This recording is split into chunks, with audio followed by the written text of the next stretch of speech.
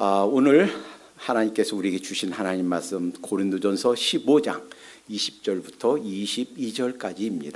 다 같이 한 목소리 받들겠습니다. 시작. 그러나 이제 그리스도께서 죽은 자 가운데서 다시 살아나사 잠자는 자들의 첫 열매가 되셨도다. 사망이 한 사람으로 말미암았으니 죽은 자의 부활도 한 사람으로 말미암는도다. 시작. 아담 안에서 모든 사람이 죽은 것 같이 그리스도 안에서 모든 사람이 삶을 얻으리라. 아멘. 예수님께서 부활하셨습니다. 이것은 사실입니다. 이 사실은 누구도 부인할 수 없었습니다. 당시 예수님을 죽인 대제사장들은 예수님이 부활 후에 그 장로들과 대책 회의를 벌였습니다. 그리고 어떻게 하면 좋을까라고 생각하다가 그 무덤을 지키던 로마 군인들을 많은 돈을 주고 매수해서 제자들이 예수님의 시체를 훔쳐갔다고 그렇게 소문을 내라 해서 그런 소문이 지금까지 번지게 되었다라는 것이 마태복음 28장에 나오고 있습니다. 제자들이 밤에 훔쳐갔다. 예수님의 시체를 훔쳐갔다. 말도 안 되는 소리입니다. 왜 그러냐면 그 예수님의 시체를 지키고 있었던 로마 병정들이 만약에 경비를 쓰다가 졸거나 잤다. 그러면 사형감이에요. 도저히 그럴 수 없습니다. 또 예수님의 제자들은 무서워서 예수님이 처형당하고 장사 지내게 될 때 다 도망가서 없습니다. 예수님의 시체를 장사 지낼 때도 예수님의 제자들은 죄송하지만 거기에 참여하지 못했습니다. 엉뚱한 다른 사람들이 예수님을 장사 지냈습니다. 뿐만이 아닙니다. 그 돌문은 그 예수님이 그 장사 지낸 그 굴은 바위 돌이에요. 아리마대 요셉이 부자니까 자기가 죽으면 들어가려고 사놓은 그런 굴이에요. 그리고 그 굴의 입구는 큰 돌로 문을 해서 막았는데 그 돌은 장정 한 서너 명, 너댓 명이 겨우 옮길 수 있는 아주 큰 무게의 돌입니다. 여성 몇 분으로서는 꿈쩍도 않는 그런 돌이고요. 그 돌에다가 딱 맞고 로마 황제의 인장을 찍었습니다. 로마 황제의 허락 없이 그 인장을 떼일 사람은 아무도 없습니다. 왜? 사형입니다. 그런데 예수님의 제자들이 그 시체를 훔쳐가요? 말도 안 되는 소리입니다. 어떤 사람들은 그렇게 얘기합니다. 예수님 그 돌아가신 것이 아니고 그냥 잠시 기절했다가 깨어난 거야. 그럴 수 없습니다. 왜냐하면 예수님을 못 박아 처형하던 로마 병정들이 당시 십자가형 처형 방법에 의하면 아직까지 숨이 붙어있는 사람들은 망치로 다리 뼈를 부서뜨려서 마지막 남아있는 숨을 끊어놓는 것이 관례였습니다. 그런데 예수님 그 십자가 와서 보니까 벌써 숨이 끊어져 있어요. 그래서 뼈를 부러뜨리지 않았습니다. 뼈가 상하지 않으리라는 것은 벌써 구약의 약속, 예언이 돼 있던 거예요. 그리고서는 창으로 던져서 예수님 옆구리가 맞아서 물과 피를 다 쏟았습니다. 그 많은 여러 시간 동안 손과 발에서 머리에서 피를 흘리고 그리고 배에서 그 물과 피를 흘리고서 살아남을 사람은 의학적으로 불가능합니다. 뿐만 아니라 예수님의 시체를 장사 지낼 때 아리마대 요셉이 자기 굴에 장사 지낼 때 그때 요한복음 3장의 밤에 당시 국회의원이었던 니고데모가 찾아왔었죠. 예수님 어떻게 해야 구원받습니까? 어떻게 해야 영생 얻습니까? 찾아왔었죠. 그 니고데모가 국회의원이니까 돈이 많았겠죠. 부자였겠죠. 침향과 향료를 100근이면 75파운드입니다. 키로수로 34.05kg입니다. 이 침향과 그러니까 시체가 썩지 않도록 침향을 예수님 시체 위에 넣고 세마포로 둘둘 말았어요. 그러니까 혹 정령 기절했다가 깨어났다 할지라도 아마 질식해서 다시 숨을 거두었을 것입니다. 말도 안 되는 소리입니다. 그런 기진맥진하고 모든 그 물과 피를 다 흘리고 그렇게 매맞고 그렇게 숨지신 분이 깨어나서 그 돌문을 옮기고 나왔을 것이다. 말도 안 되는 소리입니다. 어떤 사람들은 그렇게 얘기합니다. 예수님을 너무너무 사모해서 예수님을 그리워하다가 그냥 헛것을 본 거다. 환상을 본 거다. 만약에 어떤 사람들이 한 명이나 두 명이 그런 환상을 봤다 그러면 뭐 그럴 수도 있을 거야 라고 할지 모릅니다. 그런데 오늘 고린도전서 15장 앞에 부분 3절 4절에 보면 예수님의 부활이 사실이다라는 것부터 시작합니다. 자, 예수님의 부활을 누가 봤는가? 게바에게 보이시고 3절 게바는 베드로예요. 그 후에 12제자에게 어느 한 사람에게 보인 것이 아닙니다. 12제자에게 다 보이셨단 말이에요. 그 중에 12제자 중에 도만한 사람은 대놓고 자기가 없을 때 예수님이 오셨으니까 내 눈으로 확인해 보지 않고 내가 직접 예수님 만져보지 않고는 난 믿지 못하겠다. 불신했던 이 도마에게 나타나셔서 그래 도마야 그러니 그래 한번 내 손가락으로 한번 만져봐라. 내 옆구리에 손을 넣어봐라. 예수님이 직접 보여주셨습니다. 직접 보고 나서야 도마가 나의 주 나의 하나님이십니다 라고 고백했어요. 이 도마의 의심이 사실은 대단히 고마워요. 왜? 우리가 해야 될 의심을 대신해 줬으니까요. 그러니까 이 예수님의 부활은 이 부인할래야 부인할 수 없는 사실이다라는 거예요. 도저히 그러니까 더군다나 12제자만이 아니에요. 500여 형제에게 일시에 보이셨나니 그냥 몇 사람 한 두세 사람 한 12사람 몇 사람이 그런 환상을 봤다. 너무 예수님 그리워하다가 너무 예수님 사모하다가 환상을 보았다. 몇 사람이면 그럴 수 있어요. 그런데요 500여 형제에게 일시에 보이셨나니 500명이 그런 환상 속에 들어갈까요? 그건 불가능해요. 게다가 이 성경이 쓰여질 때 어떤 이는 잠들었으며 태반이나 살아있다 그랬어요. 그러니까 이 말씀이 기록될 당시에 대부분 절반 정도는 살아있었다. 그 예수님의 부활하신 예수님을 목격했다라는 거예요. 이 예수님이 부활하신 이것은 만들어낸 어떤 가설이거나 만들어낸 거짓 소문이 아니라 실제 사실이었다라는 거예요. 예수님 부활은요, 예수님 가까이에서 살펴봤던 많은 사람들이 실제로 목격했습니다. 예수님의 친동생들, 지금도 로만 캐톨릭에서는 예수님 동생들이 없다고 얘기해요. 그런데 성경에 나옵니다. 죄송하지만 예수님 동생 중에서요 남동생들은요 예수님께 불만이 있었어요. 형님 아버지 일찍 돌아가시고 홀로모님 좀 잘 봉양해드리지 큰 형님이 도대체 뭐 하는 거야. 여러 사람들 많이 쭉 끌고 다니면서 돈도 안 되는 일인데 그러면서 불만이 있었어요. 예수 믿지 않았습니다. 그런데 그 예수님이 부활하신 것을 목격하고 나서 달라졌어요. 아 그렇구나. 내가 그냥 우리 큰 형님으로만 알고 있었는데 사람이 아니시구나. 메시아 하나님이시구나. 하나님이 인간이 된 바로 그분이 바로 우리 형님이셨구나. 이걸 믿고 그들의 인생이 180도 확 바뀌었습니다. 그리고 이제 예수님의 열렬한 제자가 되었어요. 그래서는 그들이 이게 초대교회의 중심 인물 중에 한 지도자가 됩니다. 그리고서 쓴 것이 우리 성경에 있는 야고보서예요. 야고보서 걔 제일 큰 동생이에요. 그리고 그 밑에 동생 유다는요 자기가 예수님의 동생이라고 밝히지도 못해요. 야고보의 형제라고만 밝혀요.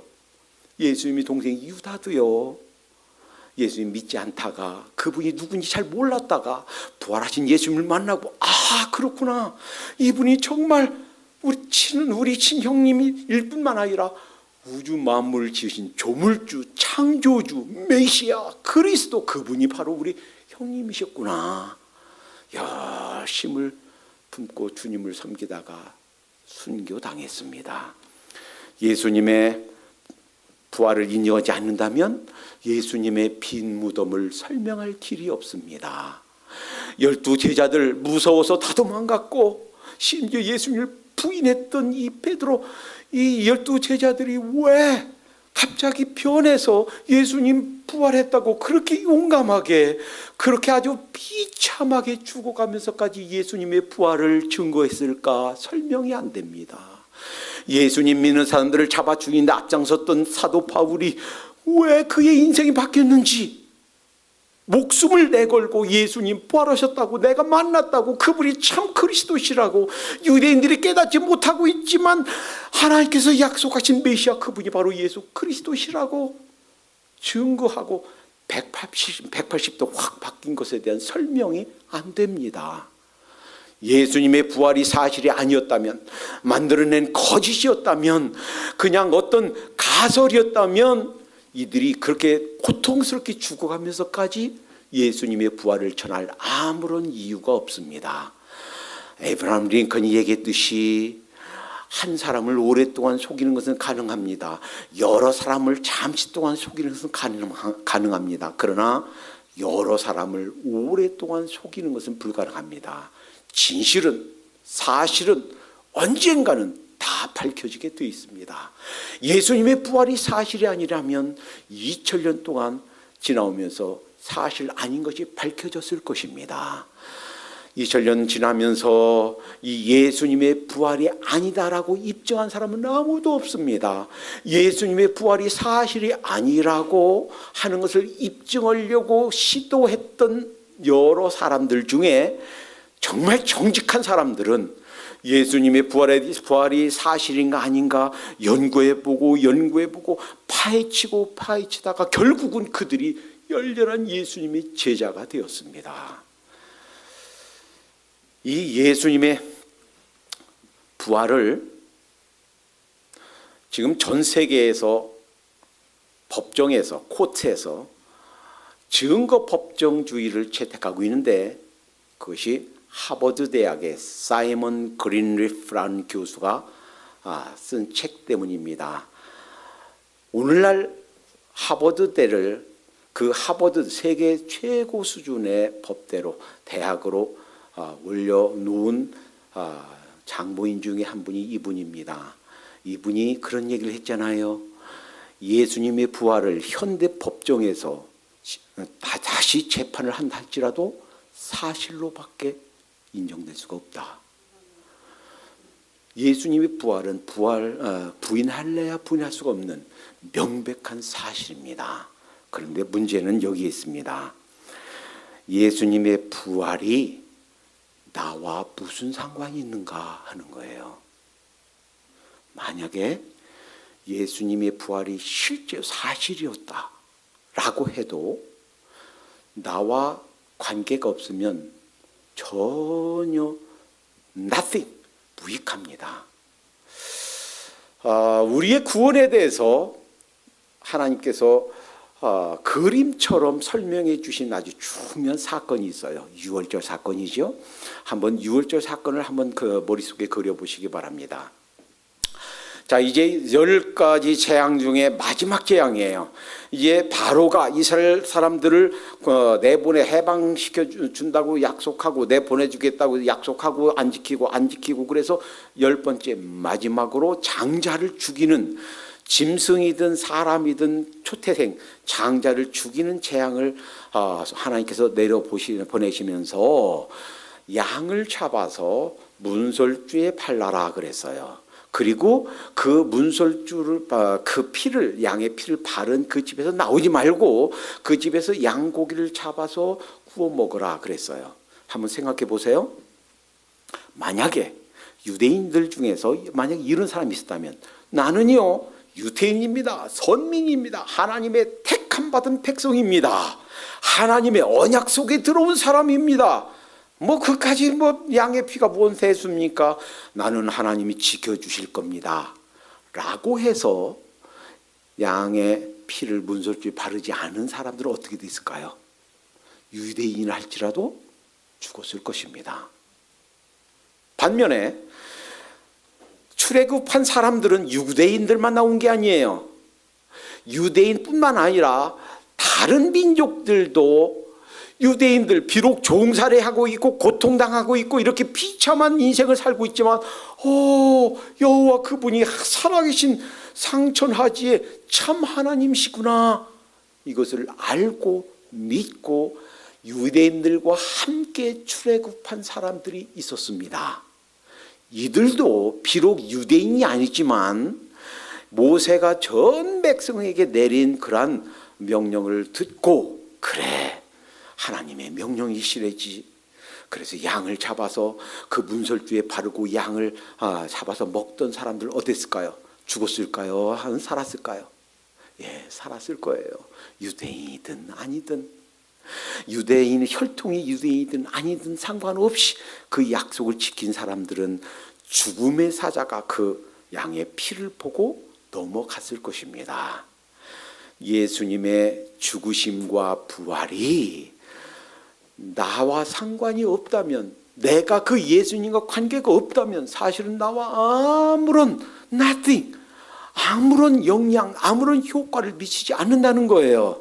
유대 사람들이 그 문설주에 양의 피를 바르고 그 안에 거주하고 있었듯이 우리 영혼 속에, 우리 내면 속에 예수님이 십자가에서 나를 위해서 돌아가신 그 십자가 보혈을 받아들이고 모셔드리고 내 영혼 속에 바르고 그 보혈을 의지할 때 죽음의 사자가 넘어갔듯이 그 보혈의 효력이 발생하는 줄로 믿습니다. 자, 이제 여러분에게 묻습니다. 이 보혈을 여러분 믿습니까?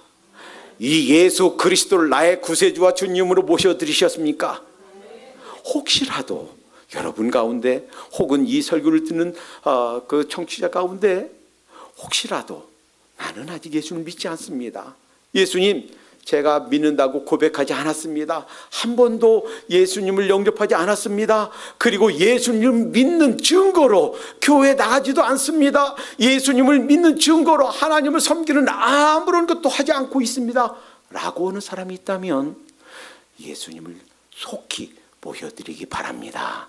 결단을 하고 예수님 입으로 고백하고 마음으로 믿고 예수님을 모셔드리고, 이제 입술로만이 아니라 행동으로, 삶으로 내가 그분을 믿는다는 표현을 하고 예수를 믿는다는 것을 행동으로, 헌신으로, 신앙생활으로 입증하고 이렇게 주님을 믿어 가시기 바랍니다.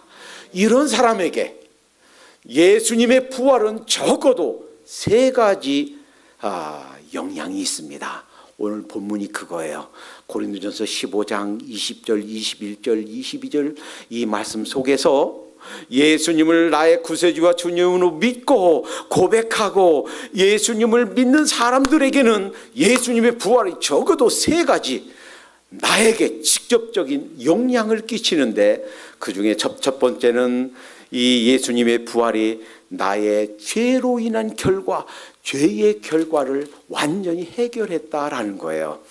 고린도전서 15장 20절을 제가 다시 한번 읽습니다. 그러나 이제 그리스도께서 죽은 자 가운데서 다시 살아 잠자는 자들의 첫 열매가 되셨도다. 잠자는 자들의 첫 열매. 우리에게는요, 우리 인생이 왜 이렇게 고달프고 힘들고 고통과 슬픔이 많은가? 왜 이렇게 상처와 아픔이 많은가? 죄 때문인 줄로 믿습니다. 사실 이 죄 때문에 우리가 하나님을 잃어버렸어요. 죄 때문에 이 세상에 참 행복, 참 평강, 참 기쁨이 없어요. 죄가 우리가 알든 모르든, 우리가 의식하든 안 하든 이 죄라는 것이 우리 삶을 엉망으로 만들어 놨습니다. 우리가 하나님의 관계가 완전히 떨어지도록, 하나님과 원수의 관계가 되도록 만들었습니다. 이 죄 때문에 이 땅이 가시와 엉겅퀴를 내게 된 줄로 믿습니다. 그러니까 이 세계가, 자연 만물이, 우리 인간 사회가 이렇게 엉망이 되고 이렇게 고달프고 불행하게 된 것은 바로 죄 때문이에요. 결국 이렇게 죄 때문에 생로병사 이렇게 고통당하며 살다가 결국 지옥에 가는 것도 죄 때문이에요. 그런데 히브리서 10장 12절에 이렇게 말씀하셨습니다. 오직 그리스도는 죄를 위하여 한 영원한 제사를 드리시고 하나님의 우편에 앉으사. 예수님이 세상에 오신 것은 우리들의 죄를 해결해 주시기 위함이었습니다. 자신을 그 유월절 날 죽는 그 어린 양처럼 자신의 몸으로 하나님 앞에 제물로 드려서 여러분과 저의 죄 문제를 해결해 주시기 위해서 오신 줄로 믿습니다.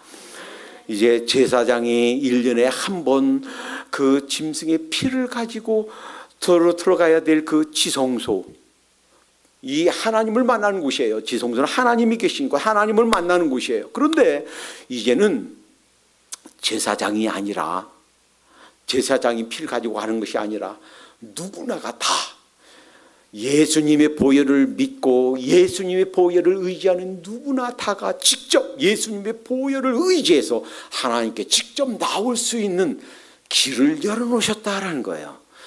마태복음 27장 51절에 예수님이 십자가에서 운명하시는 순간 이상한 현상이 벌어졌지 않습니까? 성전 휘장, 그러니까 성소와 지성소를 구분하던 이 성소의 휘장, 이 사람이 찢은 게 아닙니다. 위에서부터 찢었어요. 아래에서부터 찢었으면 사람이 찢었다고 할지 모르겠어요. 위에서부터 찢어졌어요.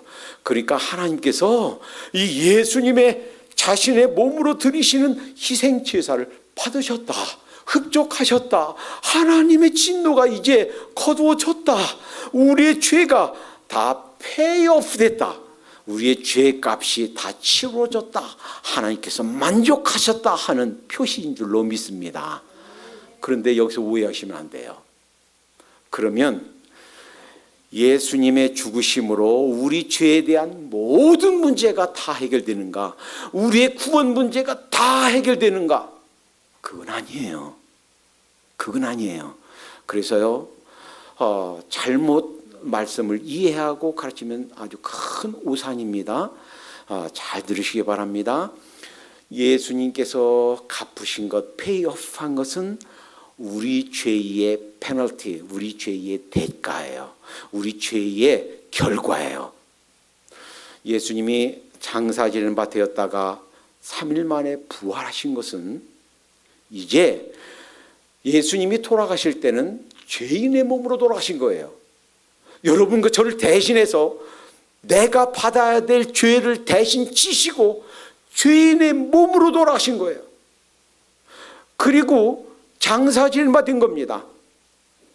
그런데 그 장사 지낸 바 되었다가 부활하셨어요.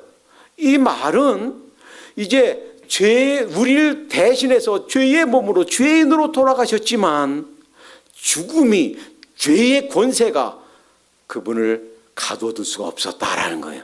그분이 이기셨다라는 거예요. 이 죄와 죄의 권세를 이기셨다라는 거예요. 그래서 이제 부활의 첫 열매가 되셨다는 것. 원래 첫 열매는요, 하나님께 드렸어요. 그것은 구약에서 레위기에서 첫 열매를 하나님께 드리라라는 것은 이 첫 열매를 드림으로 나머지 모든 열매들이 다 하나님 것입니다. 하나님께서 주셨습니다.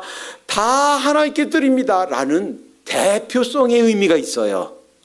그렇듯이 이제 예수님께도 죄와 사망이, 죽음의 권세가 그를 범할 수 없었듯이 예수님이 죄와 사망을 이기셨듯이 우리 모두에게도 죄의 결과가 우리를 침범하지 못한다, 사망의 능력을, 죄의 결과를 이기셨다 하는 증거인 줄로 믿습니다. 그러니까 이렇게 돼요. 아니, 예수님이 십자가에서 다 죄값을 치르셨고 다 해결하셨다면 왜 이 세상에 살면서 우리가 죄의 영향을 받으면 삽니까? 왜 우리가 죄를 지으면 삽니까? 왜 이 세상에 아직도 죄 때문에 고통당하며 삽니까? 여러분, 이걸 아셔야 돼요. 예수님께서 우리를 구원하시는 이 사역이 모든 것이 다 완성된 것이 아닙니다. 예수님께서 다 이루셨다 십자가에서 하신 말씀은 죄의 대가를 다 치르셨단 말이에요. 예수님께서 죄의 대가를 다 해결하셨다는 말씀이세요. 그러나 구원의 최종 완성, 우리 죄의 문제, 죄의 권세, 이 문제를 최종 완성하실 것은 언제 완성되는가? 주님께서 다시 오실 때, 이때 완성되는 줄로 믿습니다. 자칫 잘못 해석해서 예수님이 십자가에서 돌아가시고 부활하신 순간 이 죄의 문제가 모두 해결됐습니다. 그래서 우리는 죄를 짓지 않고 살고 있습니다.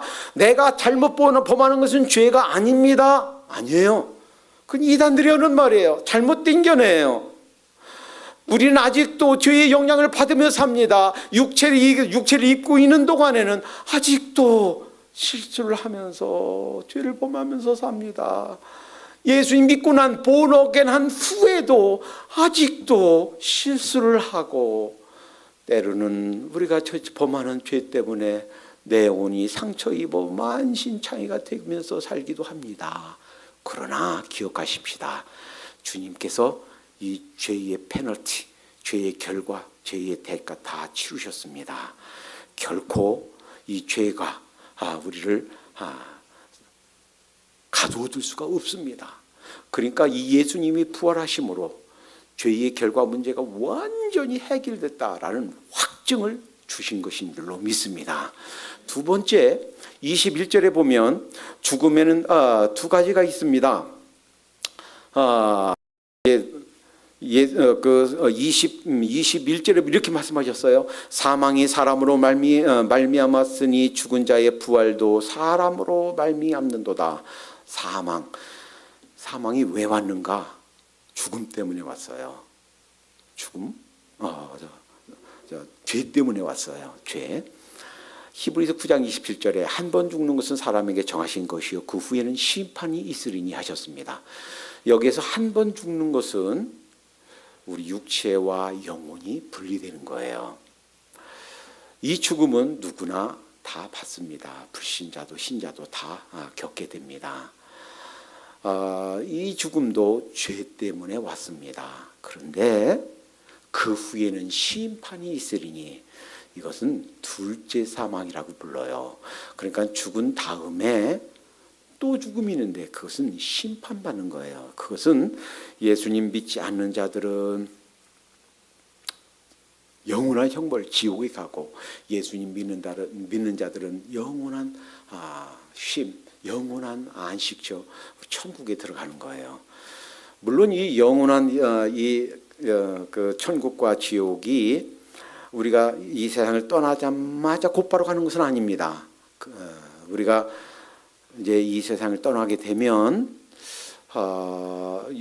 누가복음 16장에 부자와 나사로의 비유에서 설명해 주셨듯이 거기에서 아브라함의 품, 거지 나사로가 간 곳이 아브라함의 품으로 묘사되어 있어요. 그곳에 우리가 가게 될 것입니다. 예수님 믿지 않고 예수님의 보혈을 알지 못했던 사람들은 그 부자가 갔던 그 뜨거운 곳, 너무 고통스럽고 목말라서 물 한 방울만 찍어서 내 혀를 서늘하게 해달라고 말할 정도로 그냥 고통스럽고 이런 곳에 가게 될 것입니다. 이것이 무엇 때문에 왔는가? 죄 때문에 왔다라는 거예요. 그리고 이 죽음 문제, 이 사망 문제, 이것이 이 예수님의 부활로 해결된 줄로 믿습니다. 이 죽음 문제, 사실은요, 이 죽음이 사실 우리가 두려워할 게 아니에요. 두려워할 필요가 없어요. 호스피스 하시는 분들의 그런 사례담 혹은 그들의 간증을 쭉 읽어보면 그래요. 대략 불신자들은요, 마지막 운명하는 순간 무지막지한 고통 속에, 공포 속에 떠나게 됩니다. 어떤 사람들은요, 막 사지를 비틀고 배설물을 막 쏟아내고 안 가, 못 가 소리 지르다가 얼굴이 시펄겋게 고통스럽게 죽어갑니다. 왜 그럴까요? 사실은 죽음은 아무것도 아니에요. 우리 영혼과 육체가 분리되는 것뿐이에요. 그런데 우리 인간은 영물입니다. 불신자들은 누가 가르쳐 주지 않아도 벌써 본능으로, 영적 본능으로 압니다. 죽음 이후에 무시무시한 세계가 기다리고 있다는 것을 본능으로 알아요. 그것 때문에 고통스러워하고 공포 가운데 있는 겁니다. 왜 육체적으로 암으로 그렇게 고생하다가, 고통스럽게 고생하다가 마지막 순간 그렇게 환한 모습으로 그렇게 기뻐하면서 환희 가운데 이 세상을 떠나게 되는가? 그들이 가게 되는 주님의 품, 그들이 가게 되는 영원한 안식처, 그 삶이 너무 아름답고 너무 행복하고 너무 좋은 곳이기 때문인 줄로 믿습니다. 이제 이 예수님과 관계를 맺은, 이 문설주의 피를 발랐듯이 예수님을 우리 영혼 속에 모셔드리고 우리 예수님을 구세주와 주님으로 믿고 의지하고 사는 사람들은 이제 이 죽음의 문제, 영원한 죽음의 문제, 이것이 해결되는 줄로 믿습니다. 잠시 우리는요, 이 첫 번째 죽음, 영혼과 육체가 분리되는 것은 잠시예요. 100년 전에 죽은 사람도, 500년 전에 죽은 사람도, 2000년 전에 죽은 사람도 사실은 다시 살아나게 될 것입니다. 이걸 기억해야 되겠어요. 부활은요, 다 부활해요. 불신자도 부활하고 신자도 부활해요. 이 세상에 있는 사람들도요, 우리 몸이 변할 때 다 변해요. 그런데 문제는 그거예요. 생명의 부활로 나오는가, 심판의 부활로 나오는가. 이것에 대해서 예수님이 요한복음 5장에서 아주 명백하게 말씀해 주셨습니다. 이를 기이 여기지 말라. 요한복음 5장 28절, 이를 기이 여기지 말라는 것은 바로 앞에 27절, 예수님께서 심판하는 권세를 가지고 계시다. 이 세상에 살던 모든 사람들, 그들 죄에 대하여 심판하는 권세를 내가 갖고 있다. 이거 이상하게 여기지 말라 하시면서 요한복음 5장 28절에 이를 기이 여기지 말라. 무덤 속에 있는 자가 다 그의 음성을 들을 때가 오나니 선한 일을 행한 자는 생명의 부활로, 악한 일을 행한 자는 심판의 부활로 나오리라. 그러니까 예수님 믿는 자, 예수님의 보혈을 덧입는 자는 생명의 부활로 영원히 천국에 들어갈 그런 부활의 몸을 입게 되는 거예요. 그러나 불신자들, 그리고 불신자 가운데 세상을 떠난 자들은 심판받기 위해서, 영원한 형벌 지옥에 들어가기 위해서 심판의 부활로 나오게 되는 거예요. 이 영원한 이 사망 문제, 영원한 죽음 문제가 예수님의 부활로 해결된 줄로 믿습니다. 예수님이 첫 번째 열매로 그렇게 부활하셨듯이 예수님 안에서 돌아가신 우리 사랑하는 가족들, 우리 믿음의 선배들 다 부활해서 다시 만나게 될 줄로 믿습니다. 우리는요, 앞서거니 뒤서거니 이 세상을 떠나게 될 거예요. 우리가 이 세상 미련둘 거 없습니다. 천년 만년 살 것 같이 그렇게 미련들 필요 없어요. 이 세상에 좀 더 못 가져서, 또 좀 더 못 누려서, 조금 더 높은 지위에 못 가져서 또 그렇게 석을 팔 필요 없어요. 다 nothing이에요. 언젠가는 이 세상 다 놓고 가게 됩니다. 그런데 여러분 기억하십시다. 언제 가게 되더라도 주님께서 우리를 맞아주실 것입니다. 두 손만 번쩍 벌리고 환한 웃음으로 아들아 딸아 수고했다. 참 잘했다. 내 수고를 내가 한다. 내 눈물을 내가 하나도 잊지 않았다.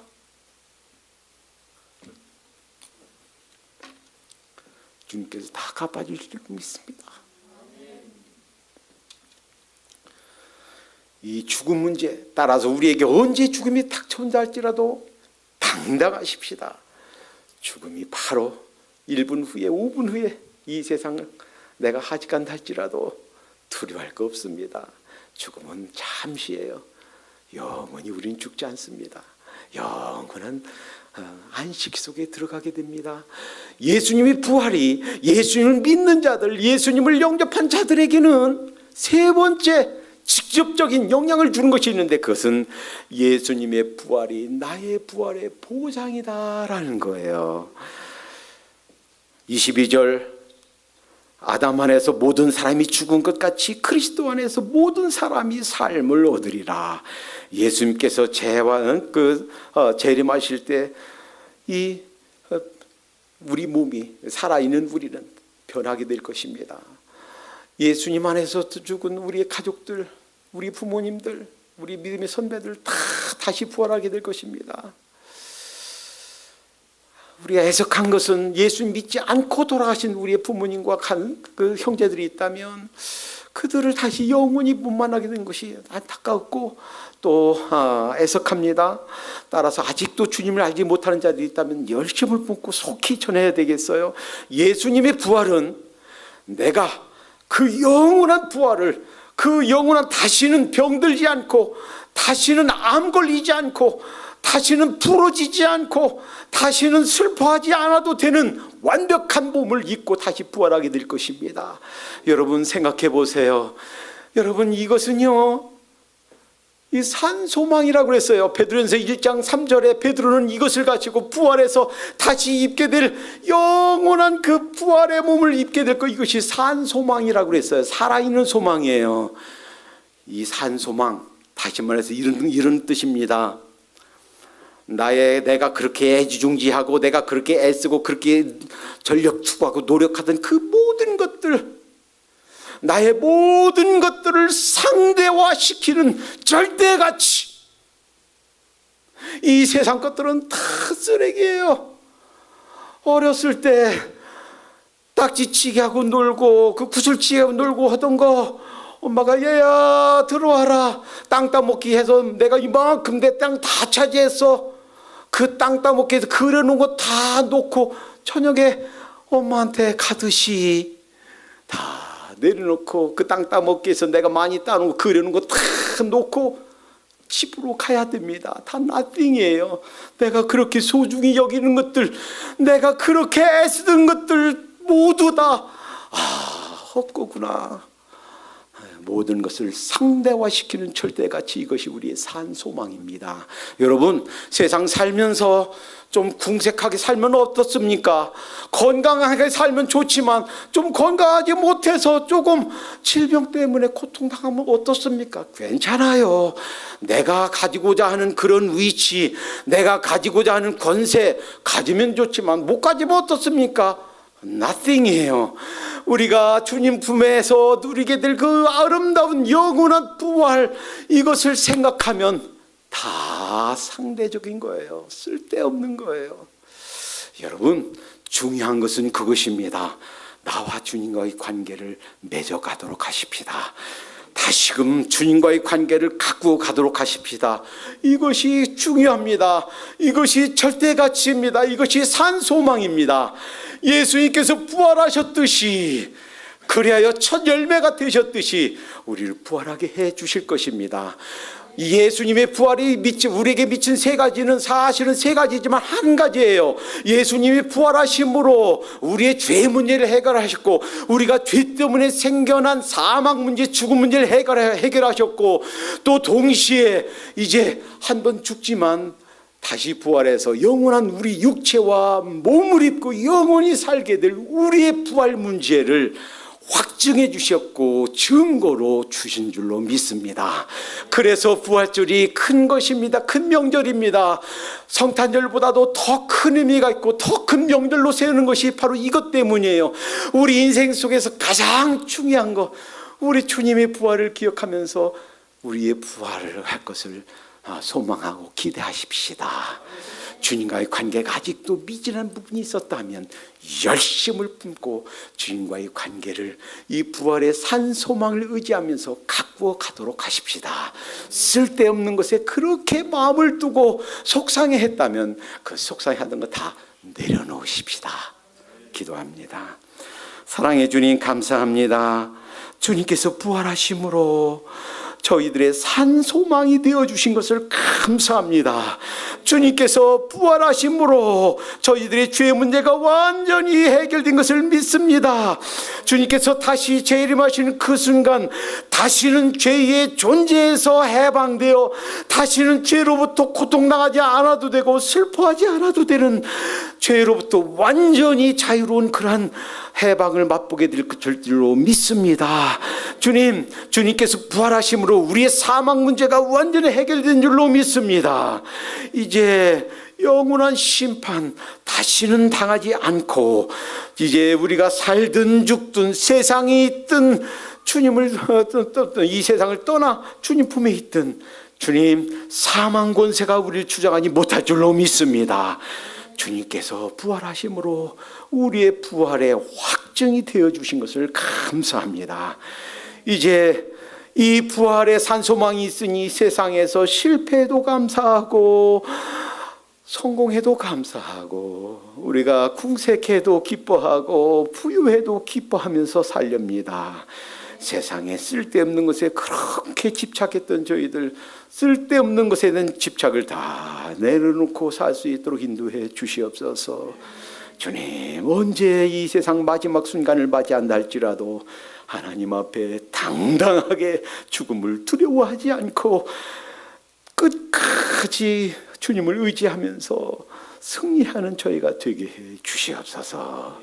예수님의 이름으로 감사하며 기도합니다. 아멘.